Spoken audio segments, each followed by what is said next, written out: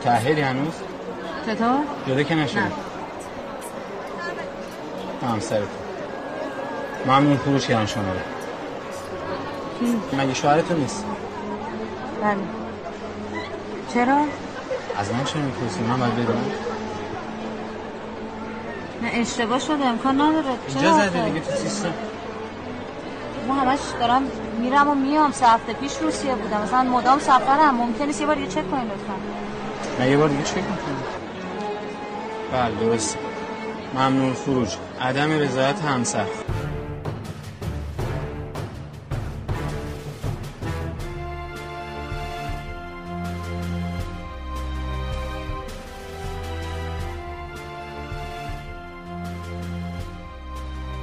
خبر ممنوع الخروجی سمیرا توسط همسرش مثل یک بهمن روی سر ورزش ایران فرو ریخت. چطور میشد که یک مربی، یک قهرمان ورزشی به خاطر مسائل خانوادگی از همراهی تیمش در مهمترین رویداد ورزشی دنیا محروم شود؟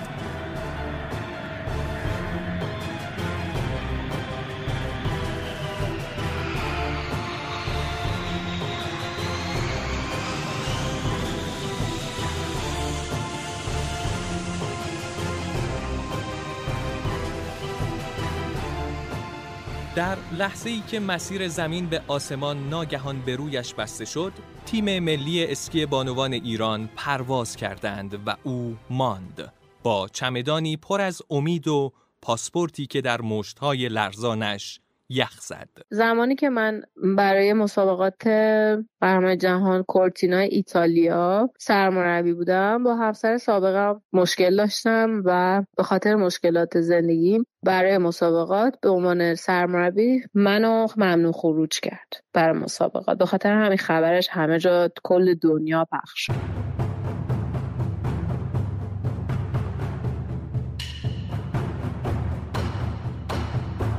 سمیرا زرگری، زن اولین‌های اسکی ایران، از کودکی عاشق سرعت بود، عاشق حس رهایی روی سفیدی برف. او برای رسیدن به قله مسیرهای سختی را طی می‌کرد. تا اونجایی که یادمه همیشه اولین نفر میرفتم تو پیست اسکی. ساعت 4 بعد از ظهر به زور منو مامانم از پیست می آورد بیرون و 9 سالم بود که فهمیدم که یه مسابقه گذاشتن برای نونهالان. من رفتم مسابقه رو شرکت کردم و اول شدم. ولی موقعی که خواستن توزیع جوایز انجام بدن، اسم یه شمشکی رو اعلام کردم. من همونجا کلی گریه کردم و پریدم بغل مامانم و گفتم منو دیگه نیار مسابقه، من دیگه مسابقه نمیدم، دوست ندارم دیگه مسابقه بدم. من از مدرسه دیگه کم کم رفتم سراغ بسکتبال، والیبال، هندبال، تا اینکه از اول راهنمایی شروع کردم هندبال بازی کردن. رفتم تو تیم هندبال مدرسه و همون تیم هندبال مدرسه باعث شدش که من تیم تهران انتخاب شم، چندین سال آوای گل دختره کشور بشم و کلی پیشرفت کردم تو هندبال. ولی همچنان زمستونه با خانواده اسکیو میرفتم، یعنی طوری بودش که دیگه من مدرسه و همه چی رو رها میکردم، با خانواده زمستون اسکی بودم. قد تند اسکی میکردم، اصلا برای خودم تفریحی اسکی میکردم. تا اینکه با دوستم لیلی شیبانی بودیم، رفته بودیم دیزین اسکی. یهو دیدیم دروازه رو گذاشتن و میخوان مسابقه برگزار کنن. رفتیم اونجا گفتیم میشه ما هم شرکت کنیم. من هنوز اون خاطره بعد توی مغزم بود. دوستم گفت بیا بریم شرکت کنیم. گفتم نه بابا ول کن، اینا واسه خودشون همیشه مسابقه میدن، ما رو که راه نمیدن. تا اینکه شدش که رفتیم اجازه دادن آزاد ما شرکت کنیم. نگو مسابقه قهرمان کشوری بود. منم اون موقع 16 سالم بود. من اون مسابقه 4م شدم. یه آقایی اومد جلو منو گفتش که دختر تو چند سالته؟ گفتم که من 16 سالم. گفت خیلی تند اسکی میکنی، فقط رو تکنیکت باید کار شه، بیا بریم سوار سیرشیم. خلاصه من رو برد سوار سیرش رو تا قله. به من گفتش که دوست داری به تیم ملی؟ گفتم خب چرا که نه، ولی من الان هندبال حرفه‌ای بازی میکنم، شاید با هم تداخل داشته باشه.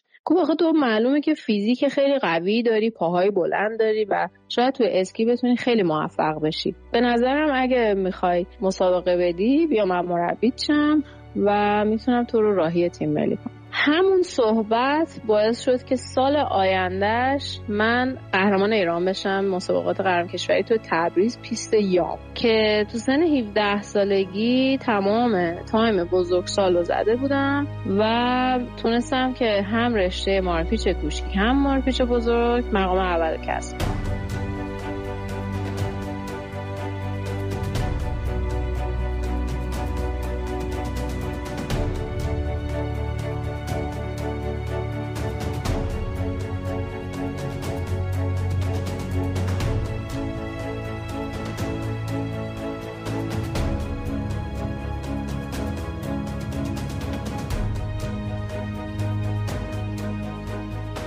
داستان محدودیت‌های زنان در ورزش ایران پایانی ندارد.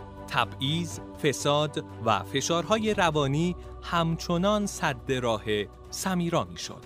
زمانی که من رفتم خونه اجاره کردم، خب یه دختر 20 ساله توی شمشک بودم و اون زمان خیلی چیز شاید جالبی نبود برای افراد بومی، حالا سنتی فکر می‌کردن و اول از همه وقتی که میدیدن که یکی داره پیشرفت میکنه سعی میکردن که با حرف و حدیث ها و حاشیه‌هایی که برای اون دختر بیچاره درست میکنن بتونن سرکوبش کنن و جلوی پیشرفتش رو بگیرن. من خب به حرفایی که پشت سرم میزدن اصلا اهمیت نمیدادم. شده توی خیابون تهدید میشدم، کسایی بودن که تعقیبم میکردن، به خانواده‌ام حرفای رکیک میزدن، تو پیس میومدن بهم تنه میزدن. بچه بودم، هیچ کس کنارم نبود، پشت سرم حرف میزدن و همینا باعث میشد که حاشیه درست بشه. ولی آدمایی هم بودن تو خود شمشک، خود دیزین بهم پناه میدادن، شام دعوتم میکردن، مواظبم بودن، چیزی کم و کسر بود بهم کمک میکردن.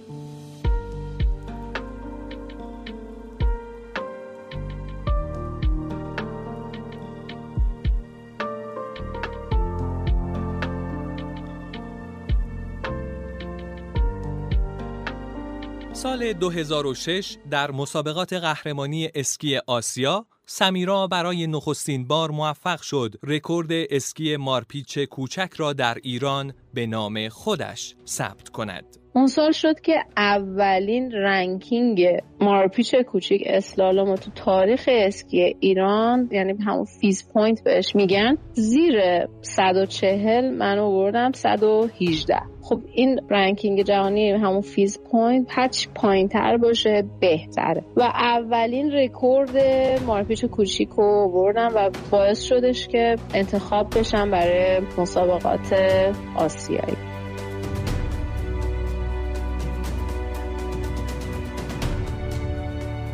سمیرا روز به روز بالاتر می رفت. اسکی همچون پرواز روی ابرهای سفید برایش لذت بخش بود. بیشتر مسابقات را پیروز می شد و با تکنیک و پشتکاری که داشت همچون ستاره‌ای در کهکشان ورزش بیشتر می درخشید. سال 2009 خب من قهرمان اسکی چمنم بودم. ما تابستونا همیشه می رفتیم اردو اسکی چمن و خب مسابقه جهانی برگزار می شد. من 2 سال قهرمان لیگ برتر اسکی چمن شدم. سال 2009 چون که خب مارپیچ کوچیک رنکینگم بهتر بود، شانس اینو داشتم برای المپیک زمستانی 2010 ونکوور کانادا. خب من به رئیس فدراسیون به همه اعلام کردم که من امسال اسکی چمن کار نمی‌کنم، ورزش پرآسیبیه و میخوام تمرکز کنم روی بدنسازی که بتونم امسال شانس اینو داشتم که برم المپیک. و خب همه ورزشکارا خیلی رقابت زیادی با هم داشتن به خاطر المپیک و به خاطر همین من گفتم من نمیام امسال اسکی چمن. هیچ کس قبول نکرد، همه گفتن نه باید الا بلا بیای، اصلا نمیشه، تو نفر اول مایی، ما امید مدال داریم و مدال جهانی میگیری امسال. چند سال زحمت کشیدی برای اسکی چمن، با اینکه ما اسکی درست حسابی که بهمون نمیدادن، سفارش میدادن نمیرسید ایران اسکی به خاطر تحریما، کلی تو گمرک میموند اسکیامون، آقایون از باشگاه حقوق بیشتر میگرفتن، ما حقوقمون کمتر بود، وسایل اسکی چمنو خب راحت نمیتونستیم بخریم. بعد میرفتیم دم مسابقه تو مثلا اروپا، کشور اروپایی، نزدیک مسابقه اسکی های نور تحویلمون میدادن. عادت نداشتیم به اون اسکی. خلاصه که من اون سال رفتم اتریش. رفتم و سر استارت مسابقه اول داشتم به اسکیام فکر میکردم که این اسکی بلندتر از اسکی خودمه و خیلی تون میره، هوا بارونیه و من به این اسکی اصلا عادت ندارم. هرچی هم مربی میگفتم بذار اسکی قبلیمون بپوشم قبول نمیکرد، میگفت نه باید اسکی نو بپوشی که مقام بیاد. انقدر عرق سرد کرده بودم سر استارت که خدا میدونه حالم اصلا خوب نبود، ولی رفتم دیگه با مسابقه میدادم. خلاصه چند تا پیت زدم، دیدم دارم خیلی تون میرم و اصلا به اون اسکی که تازه گذاشته بودن زیر پای من عادت نداشتم. اسکی من گیر کرد به سنگ و شکست و همون موقع یه صدا توی پام شنیدم. احساس میکردم پام جدا شده، انقدر که درد داشتم و از جیغ بنفش خودم ترسیده بودم. فقط نگاه کردم دیدم پام برعکس شده و خودم تو اون درد پامو گذاشتم سر جاش. خلاصه که خیلی سریع منو میرسونه بیمارستان آکاهای وین و همونجا گفتن سریع باید عمل شه چون فوق‌العاده شکستگی خطرناکی بود. درشته و نازکنه هم وسط نصف شده بود و پام فقط به پوست بند بود.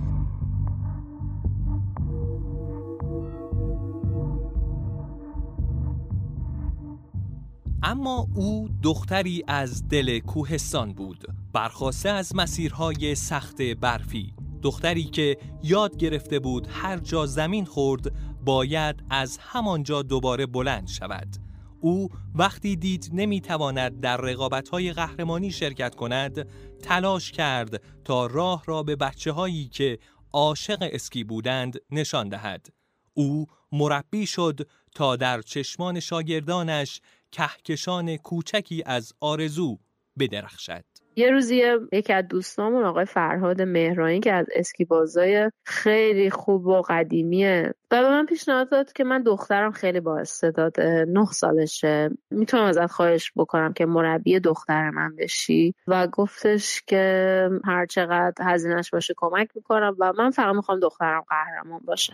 آیلار مهرانی شده اولین شاگرد من و باعث شدش که من مربیگری رو شروع بکنم و اولین ورزشکارایی بودیم که رفتیم تابستون اتریش، یخچالای اتریش کمپ. من کنار مربیای اروپایی کار یاد گرفتم، متدهای جدید رو یاد گرفتم. همون یه دونه شاگرد باعث شدش که من مدرسه اسکی بزنم و اولین مدرسه اسکی قهرمانی ایران رو تأسیس کردم و باعث شد اون یه دونه شاگرد برسه به 90 تا ممبر، چه قهرمانی چه حالا آماتور. باعث شد که من عاشق مربیگری بشم. من اولین سرمربی اسکی ایران شدم که تمام دستیاران کمک مربی زن بودن. اولین طراح مسابقات زنان اسکی ایران شدم. اولین سرداور مسابقات بین‌المللی خارج از ایران شدم. تمام پولی که در می آوردم از مدرسه اسکیم خرج ورزشکارا و خرج مدرسه اسکیم کردم، خرج ورزش اسکی کردم و هرچی داشتم گذاشتم برای اسکی ایران. الان همون آیلار مهرانی قشنگترین تکنیک اسکی دخترای ایرانی رو داره و از همون مدرسه اسکی راه برفی 3 تا شاگرد بردم المپیک جوانان که همشون از 9-10 سالگی با من کار کردن و آرتمیس حسینی و روحام ثبات که بردمشون المپیک جوانان لوزان سوئیس سال 2020. خوشحالم که 2 تا المپیک سرمربی بودم و باعث شد که اسمم تو اسکی بمونه. من دلیل این که خواستم مربی خوبی باشم بود که خیلی روزا بود توی تمرین مربی نداشتم یا اگر داشتم مربی خوب بالا سرم نبود، فقط سن جوانی همون آقای رستمی که الان شاید تا 20 سالگی. ولی وقتی زمان وارد تیم ملی شدم خیلی احساس میکردم بی اهمیتم و مربی‌ها اونجور که میخواستم ساپورتم نمیکردن و کمکم نمیکردن، یا اگر ایراد تکنیکی داشتم یا بلد نبودن بهم بگن یا اینکه نمیخواستن بگن و همین باعث شد که من دوست داشتم بهترین مربی باشم، دوست داشتم آخرین انرژیمو برای شاگردان بذارم.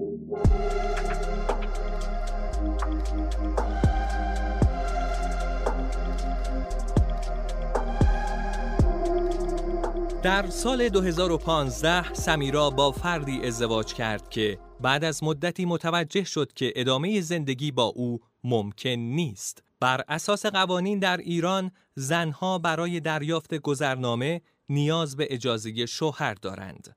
مردها می توانند هر زمان همسرانشان را طلاق بدهند و مانع تحصیل، اشتغال و سفر آنها شوند و حضانت فرزندانشان را از آنها بگیرند. زنها در برابر این قانون دفاعی ندارند و قانون هم حامی آنها نیست. سمیرا هم قربانی این نابرابری ها شد. من سال 2015 ازدواج کردم. انتخابم فکر میکنم اشتباه بود. زمانی که من برای مسابقات قهرمانی جهان کورتینا ایتالیا سرمربی بودم، با همسر سابقم مشکل داشتم و به خاطر مشکلات زندگیم برای مسابقات به عنوان سرمربی منو ممنوع خروج کرد برای مسابقات. به خاطر همین خبرش همه جا کل دنیا پخش. اخباری که توی دنیا پخش شده و منو شوکه کرده بود. هیچ کاری نمیتونستم انجام بدم چون خیلی برام عجیب بودش که یه نفر بتونه ممنوع خروج بکنه. من به خاطر اینکه برای مسابقات ممنوع خروج شدم، متاسفانه دروغ‌ها و تهمت‌هایی که بهم زده شد و رئیس فدراسیون اسکی آقای نظریان رو تحت فشار میذارم که من دیگه توی فدراسیون کار نکنم و سرمربی نباشم و همین باعث شدش که من یک مقدار از کارم دور بشم و درگیر اتفاقایی که نباید میشد شدم. متاسفانه شاگردام کم شد، کارم کم شد و حتی گفتن که باید مجوزش رو باطل کنیم، صلاحیت کار نداره، چه مدرسه اسکی چه سرمربیگری، و همین باعث شدش که من زندگیم واقعا کن فیکون بشه و به هم بریزه. چجوری میتونین بدون مدرک بخواین به زندگی و زحمت این همه ساله یه زن اینجوری ضربه بزنین که 4 نفر ورزشکار بدون مربی پاشن برن سر یه مسابقه؟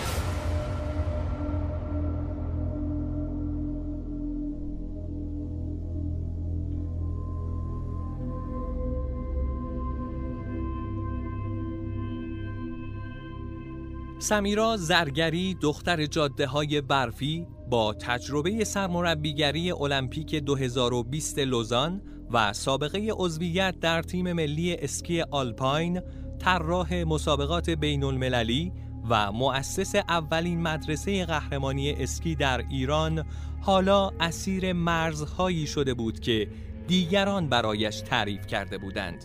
اما او تنها کسی بود که می توانست در این شرایط به خودش کمک کند. داستان او پر بود از شکستن یخهای سخت محدودیت. من دیگه داشتم خودم رو میباختم برای اولین بار توی زندگی. فکر میکردم که تو که یه بار پات شکست، المپیکو از دست دادی، خب حالا بازم الان زمین خوردی، خب پاشو دوباره، چه اشکال داره؟ یه بار دیگه پاشو دوباره از صفر شروع کن، هیچ اتفاقی نمیفته. و بالاخره بعد از چند ماه دادگاه رفتن و این اتفاقای زندگی، من بالاخره تونستم جداشم و پاسپورتمو توی دستام محکم بگیرم. چیزی که واقعا متعلق به هر شخصه و واقعا نمیدونم این چه قانونیه و کی میخواد این قانون برداشته شه که یه مرد میتونه برای زنش یا دخترش این تصمیمی بگیره که کجا بره کجا نره. بعد از اینکه جدا شدم، من با اینکه خیلی مشغله فکری خیلی بدی داشتم، با این همه توی همون دوران آنلاین شروع کردم. به خاطر کووید خب دانشگاه همه آنلاین بودن، شروع کردم فوق لیسانسمو خوندن. رشته مارکتینگ ورزشی شروع کردم درس خوندن آنلاین. همین باعث شد که مغز من درگیر درس بشه و تمرکزم بیشتر به رو درسم و کرونا تازه داشت تموم میشد. شاگردامو تابستون جمع کردم و تصمیم گرفتم که ژیمناستیک و ترامپولین باهاشون کار کنم. مربی گرفتم براشون. خب اون موقع من روحیه خیلی جالبی نداشتم، ولی مربی که گرفتم خیلی کمک کرد بهم که بتونم شاگردامو نگه دارم و باهاشون بدنسازی کار کنم. همون مربی الان شوهر من و پدر دخترم.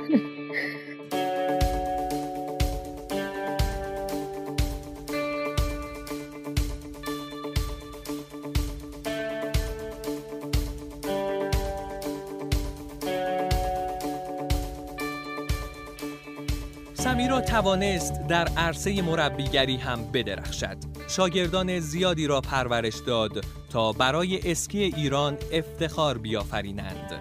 عاطفه احمدی شاگرد المپیان او بعدها پرچمدار المپیک 2022 چین شد که حالا به خاطر مشکلاتی مشابه سمیرا از ایران مهاجرت کرده است. از ستارگان درخشان کهکشان ورزش بود که بدون تلاش‌های مربیش هرگز نمی‌توانست به المپیک برسد. بعد از اینکه من جدا شدم باز تمرینات بچه‌ها شروع کردم، همچنان با عاطفه احمدی کار میکردم. البته آتنای کیاشمشکی و مهسا یارخا هم با من کار میکردن، تو خونه من بودن و باشون تمرین میکردم. عاطفه احمدی یه روز نامه میزنه به فدراسیون که من نمیخوام با تیم ملی کار کنم، چون برنامه‌ای که سمیرا برای من تا المپیک زمستانی چین گذاشته من میخوام همون ادامه بدم و نمیخوام اصلا وقفه وسطش بیفته. به خاطر همین از نظر فنی درسته که من با سمیرا ادامه بدم و من فقط مربی شخصی عاطفه بودم و من خب مربی سولیداریتی هم بودم. از کمیته المپیک جهانی من و عاطفه حقوق میگرفتیم و فدراسیون خب ما رو فرستاد با 1000 تا دردسر و 1000 تا حرف و حدیث و چرا سمیرا کنار عاطفه است، چرا باز راش دادین. رئیس فدراسیون کلی راضی کردیم تا آقا راضی بشه تا ما با هم بریم سوئیس تمرین کنیم. خلاصه من و عاطفه رفتیم با هم تنها سوئیس، 1 ماه اونجا تمرین کردیم. شاید اولین کمپ با آرامش من و عاطفه بود.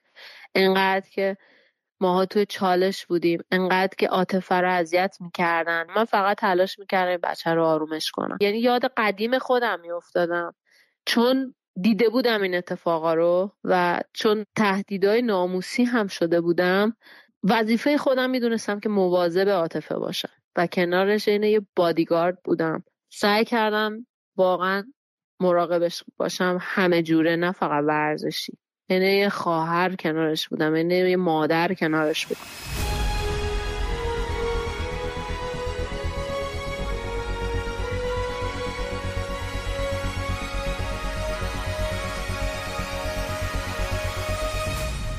در حالی که سمیرا عاطفه را در مسابقات ترکیه همراهی می کرد، عاشقانه ترین لحظه زندگیش رقم خورد. فیاض، مربی بدنساز تیم که دلباخته سمیرا شده بود، در پیست اسکی ترکیه و در مقابل قهرمانان اسکی از سمیرا درخواست ازدواج کرد. I invite Mrs. Samira Fargari to present their medal.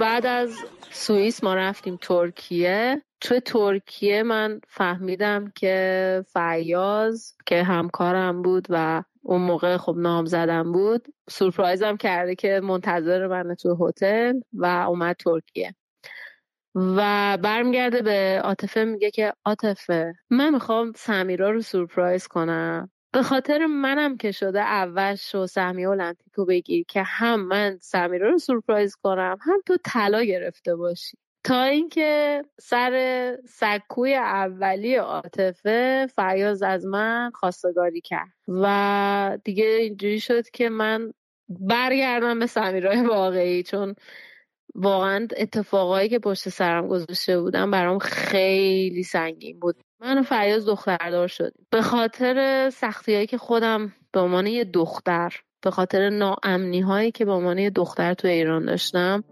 مجبور شدم که خاکم رو ترک کنم. اصلا نمیخواستم دخترم تو محیط بزرگ شه. من شده بود آینه ماشینم و نصف شب میشکوندن، برام صبح مسیج میدادن که رود اسید میپاشی تو همون شمشک و به خاطر همین دیگه نخواستم ایران بمونم.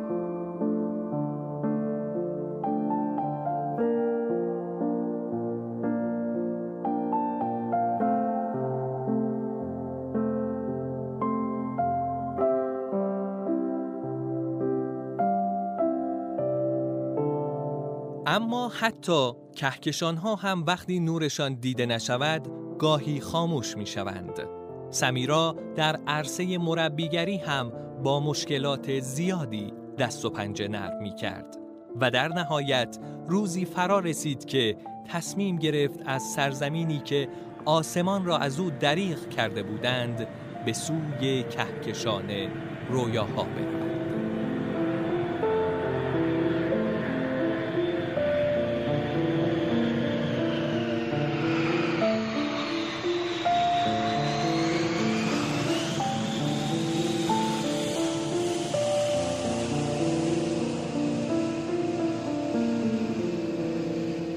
با چشمانی پر از اشک ایران را ترک کرد. زیر پاهایش رشته کوههای ایران آرام در مه ناپدید شدند. شاید خیلی چیز آدم تو زندگیش از دست بده. من 10 بار شاید خوردم زمین دوباره پا شدم، ولی مهمترین چیز تو زندگی اینه که تو اسم خوبی از خودت به جا بذاری و یادت همیشه توی جامعه به خوبی گفته بشه، بمونه و عشق همیشه توی زندگیت داشته باشی. این برای من بزرگترین چیز هستش و اولویت زندگیمه.